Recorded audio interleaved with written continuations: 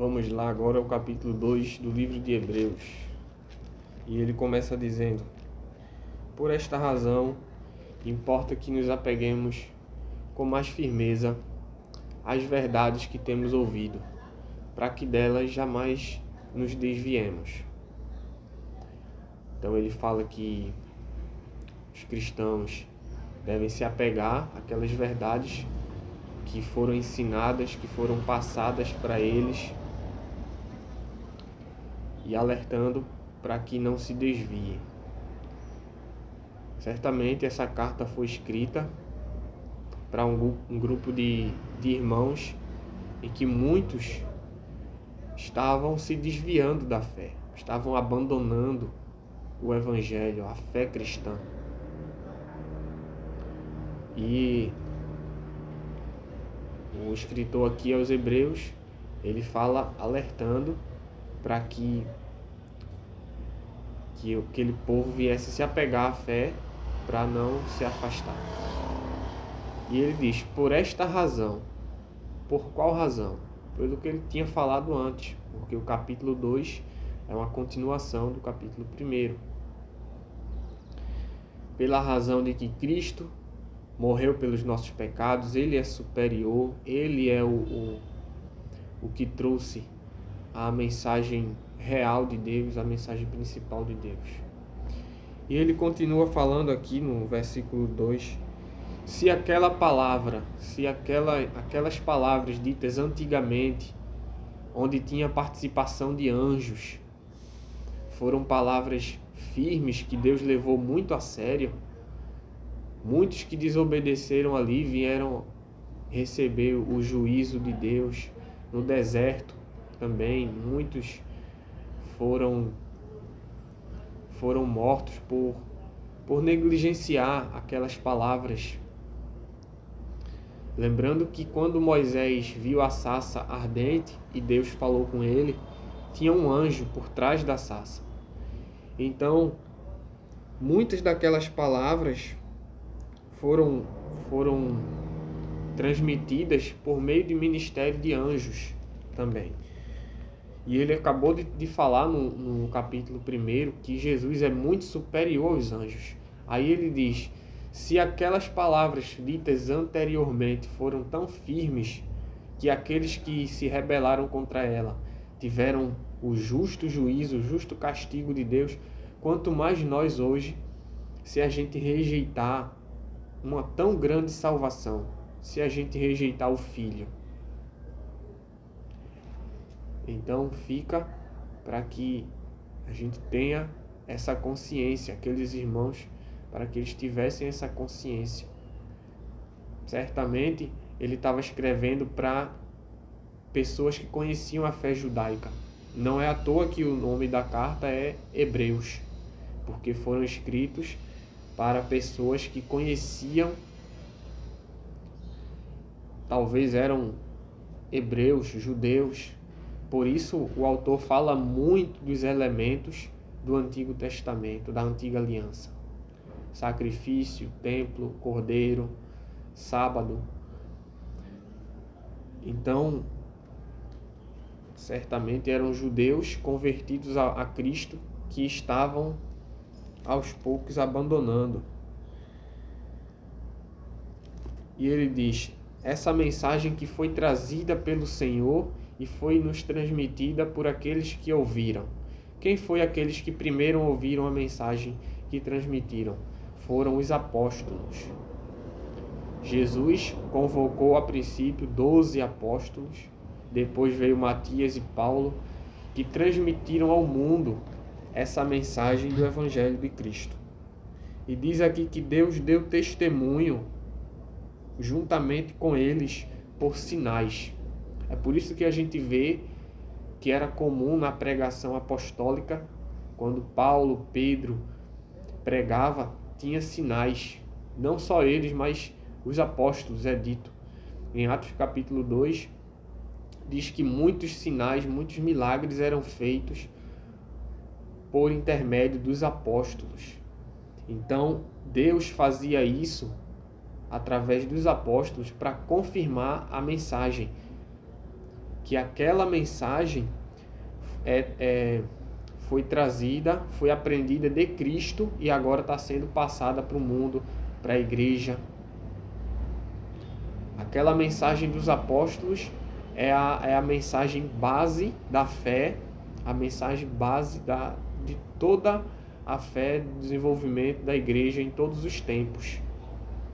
É baseado na doutrina dos apóstolos, como diz lá em Atos 2. Perseveravam unânime, todos eles, na doutrina dos apóstolos.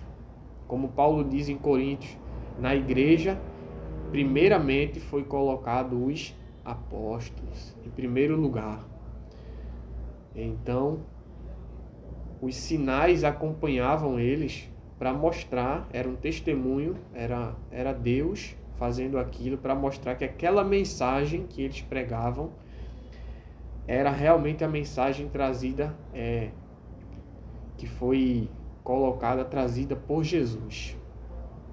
Jesus fazia muitos milagres e os apóstolos continuaram fazendo para mostrar que eles foram enviados com a mesma autoridade, a autoridade de conduzir a mensagem de Deus, a mensagem principal. Então Deus contribuiu, Deus fez muitos milagres por meio dos apóstolos. Pois não foi a anjos que sujeitou o mundo que há de vir, sobre o qual estamos falando. Aqui mais uma vez ele faz aquela comparação que ele já vinha fazendo no capítulo 1. Não foi a anjos que Deus sujeitou o mundo, foi a Cristo, foi ao Filho. O mundo é sujeitado a Cristo. Ele fala que tudo isso ele está falando para dizer que essa mensagem de Cristo, essa doutrina é muito superior àquela que tinha muito a participação de anjos no Antigo Testamento.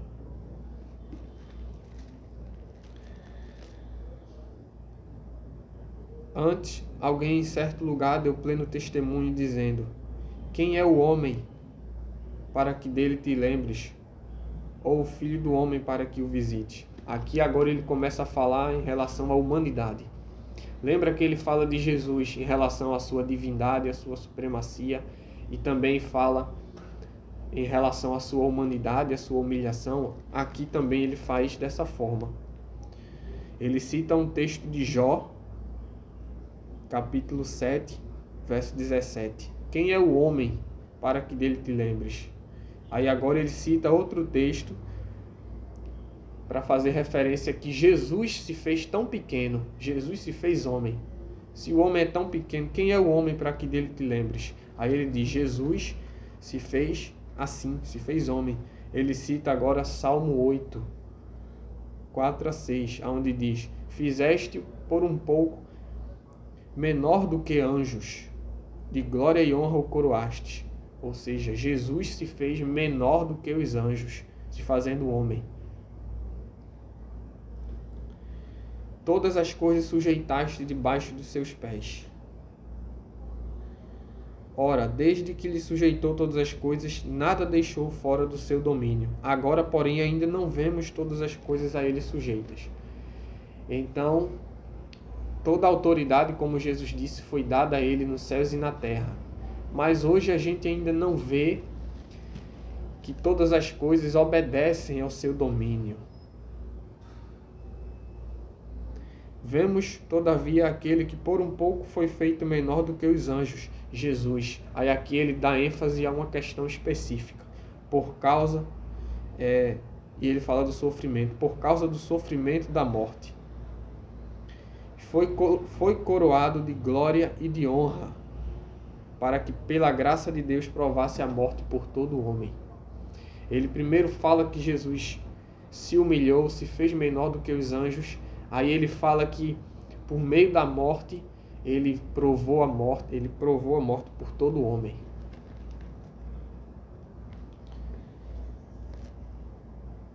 Enfatizando aqui a questão da humilhação, do sacrifício.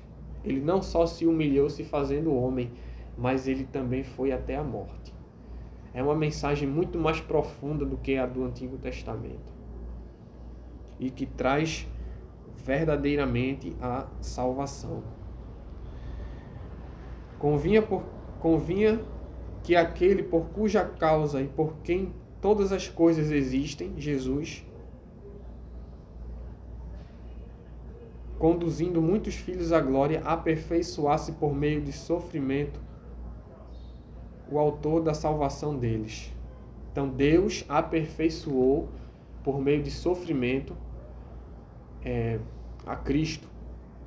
Jesus só tem autoridade para ser o Salvador, só tem essa capacidade por causa do sofrimento. Envolve a questão de ele ter levado os pecados, ele foi aprovado por Deus, não caiu nas tentações. Então, por isso ele provou a morte por todo homem. Tanto que santifica Jesus, como os que são santificados, homens, todos procedem de um só, que é Deus. Por isso que ele não se envergonha de chamar irmãos. Jesus procede de Deus. Nós que somos salvos, também procedemos de uma obra de Deus. E é por isso que somos chamados de irmãos de Jesus em determinados momentos. Aí agora ele cita Salmo 22, 22. Aos meus irmãos declararei o teu nome. Tem também a passagem de quando Jesus ressuscita, ele diz a mulher, Maria, que encontra ele. Ele diz, vá e diga a meus irmãos que eu vou ao encontro deles na Galileia. Então Jesus chama também de irmãos. Porque Jesus, ele nos santifica para também sermos de Deus, assim como ele é de Deus. Então, a humilhação dele se fazendo homem, igual a nós, quando a gente se une a ele, a gente também pertence a Deus, unido a ele. Por isso que em determinados momentos, os seus também são chamados de seus irmãos. E outra vez, eu porei nele a minha confiança. Sempre citando o versículo bíblico. Eis aqui estou, eu e os filhos que Deus me deu. Ele cita Isaías 8, 17, 18. Jesus e o seu povo, os filhos que Deus deu a ele. Isaías já falava, mesmo que não claramente, mas já falava sobre essas coisas. Visto que os filhos têm participação na carne e sangue, destes também ele igualmente participou, para que por sua morte destruísse aquele que tem o poder da morte, o diabo. Então ele se fez carne e sangue como seus filhos, e assim, por sua morte, ele destruiu o diabo. Ele era homem, ele é homem, e também sendo Deus, ele destruiu o diabo. Porque ele é Deus e também por causa da sua morte, a sua morte santa, a sua morte que foi feita para Deus. Como ele levou os pecados, ele venceu o diabo. Porque o diabo só teve acesso à vida do homem por causa do pecado que entrou no mundo. Então ele levou os pecados, ele destruiu aquele que tem o poder da morte. Ele destruiu o diabo, ele venceu o diabo na cruz. A cruz não foi a derrota de Cristo, a cruz foi a vitória de Cristo. Sobre o mundo, sobre o diabo. E livrasse todos que pelo pavor da morte estavam sujeitos à escravidão por toda a vida. Nele não tememos a morte, não tememos a morte eterna, não tememos a separação de Deus, pois ele evidentemente não socorre anjos, aqui ele volta a falar de anjos, mas socorre a descendência de Abraão. É uma forma de falar, ele socorre os homens. Por isso mesmo convinha que em todas as coisas se tornasse semelhante aos irmãos, para ser misericordioso e fiel sumo sacerdote nas coisas de Deus e para fazer propiciação pelos pecados do povo. Então ele se tornou semelhante. O sacerdote no Antigo Testamento, ele ia até Deus, mas ele era do meio do povo. Ele saía do meio do povo para o ofício. Jesus também se fez homem e do meio dos homens ele vai ser o intercessor diante de Deus. Pois naquilo que ele mesmo sofreu, tendo sido tentado, é poderoso para socorrer os que são tentados. Aqui é o versículo 18, onde termina o capítulo 2. Então ele foi tentado em tudo e por isso ele tem autoridade, ele tem capacidade, ele está na posição de socorrer os que são tentados. Cristo é poderoso, Cristo é suficiente. E essa é a mensagem que ele passa aqui. Vamos ficar por aqui no capítulo 2 e até a próxima.